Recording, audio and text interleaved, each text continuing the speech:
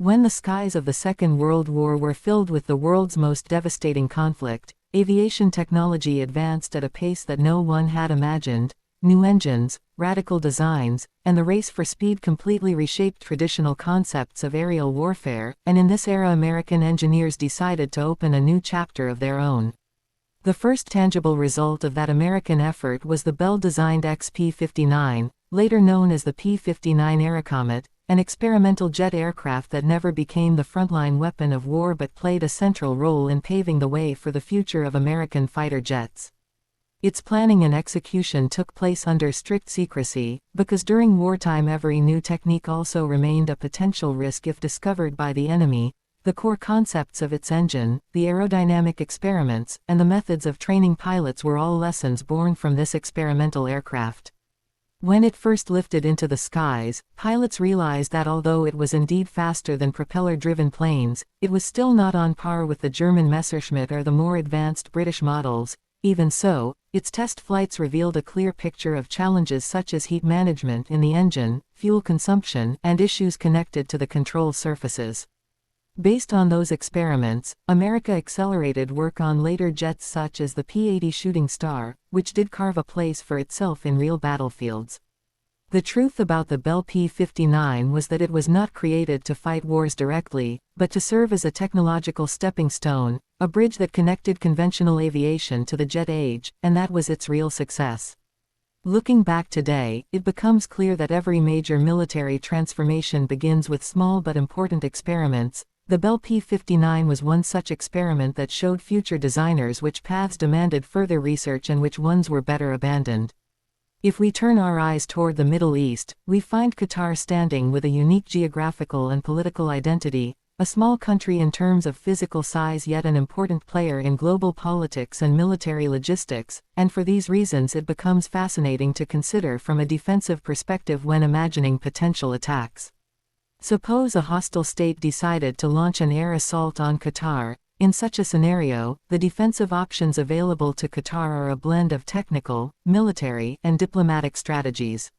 On the technical front, Qatar has structured its air defense according to the principle of layered protection. This includes hardware such as Patriot batteries for intercepting ballistic missiles and advanced systems like NASAMS for dealing with cruise missile and drone threats. These systems, when integrated, provide detection, tracking, and reliable interception of dangerous airborne objects, but their true value emerges only when backed by a strong command and control structure, timely intelligence feeds, and radar alerts. Because modern air attacks are no longer limited to missiles alone, they are executed through a fusion of networked aviation, stealth technology, cyber warfare that disrupts supply chains, and electronic warfare, which means Qatar's wiser strategy must not only involve acquiring hardware but also investing in software, sensor networks, and real-time intelligence. The second aspect of Qatar's defense lies in its alliance roles. For a long time it has positioned itself as a crucial logistical hub and air base for Western forces, strengthening its military and technical ties with the United States and other Western powers. In the event of a large-scale threat, these ties could bring Qatar immediate support, though the scale of that assistance would depend on how strong political backing is at the international level. This is where the power of diplomacy becomes an essential weapon. Qatar must be ready to supply evidence quickly to global forums, the United Nations, and regional actors, and must steer international public opinion in its favor to apply political and economic pressure on the aggressor. It is fair to say that sometimes diplomatic routes prove more effective and longer-lasting than military retaliation, especially when the goal is both to minimize immediate damage and to stand firm in the broader political context. Another crucial angle is the development of modern drone technology and cyber defense. In recent years, Qatar has begun investing in drones, remote sensors, and automated surveillance systems, with small, flexible, semi-autonomous drone units proving increasingly valuable for early warning and rapid response. These units can not only detect enemy aircraft or drones in their early stages but can also instantly trigger electronic jamming or alert interception teams on the ground in case of danger. Yet it must be remembered that advanced defense systems are not complete solutions on their own. Their effectiveness depends on training, maintenance, and operational planning. As a small state, Qatar faces challenges in sustaining large-scale production and ongoing training, which is why a better strategy would involve conducting joint exercises with regional allies, building organized logistics, and sharing spare parts mechanisms so that in a major crisis disruptions remain as minimal as possible. When we shift our gaze to other parts of the world, we see another technological development that could reshape the balance of power across the oceans: China's extra-large unmanned underwater vehicles, or XLUUVs, represented by models like the AJX-002 submarine drone. These drones present a different vision from traditional submarines, not just in size and range but also in autonomy, sensor fusion, and payload capabilities. The core traits of an XLUUV make it usable not only for surveillance but also for offensive and support roles: long-duration missions, autonomous navigation in deep waters, the ability to map the undersea environment with high-resolution sensors, and secure transmission of data back to shore or fleet units. If deployed on a large scale, such drones would fundamentally alter conventional naval strategies. Coastal defense would become more dynamic and networked, large submarine operations would face new threats as well as opportunities, and enemy forces would find controlling maritime zones far more complex. China's unveiling of platforms like the AJX-002 carries a clear message: autonomous maritime technology has become an essential element of future warfare strategy, and if adopted widely it will reshape the configuration of global fleets, surveillance networks, and response capabilities. By integrating such autonomous submarine-like drones into conventional fleets, a hybrid operational construct could emerge, where large warships, armed submarines, and XLUUVs all operate in connected networks to monitor and respond to enemy movement. This concept not only widens the scope of offensive action but also demands new defensive methods, such as automated sonar networks, advanced infrared and acoustic sensor integration, and AI-based detection algorithms. What must be emphasized is that technology and geography influence each other. A new weapon or defense system is never significant on its own, but rather in the way it shapes the politics, interests, and alliances of the region it enters.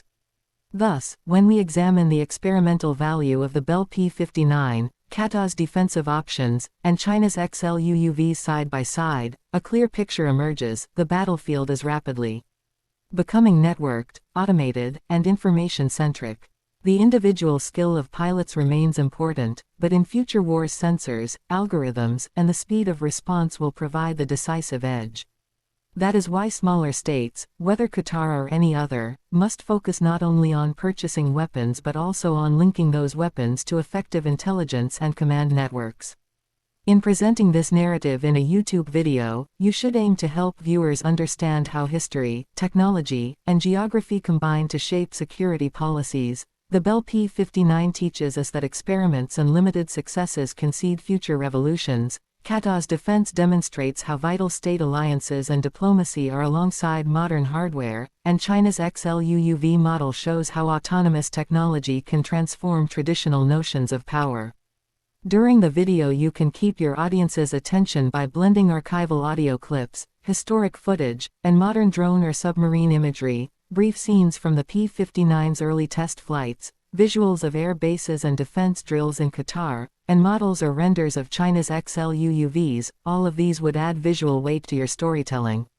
Furthermore, in later segments of the video you should present technical detail in simple terms so that even viewers who are not experts in military history or technology can grasp the points. For example, when explaining the P-59's fuel consumption, generator limits, and control surface issues, you can use clear analogies. When covering Qatar's NASAMS and Patriot systems, you can describe them as a safety net in the skies.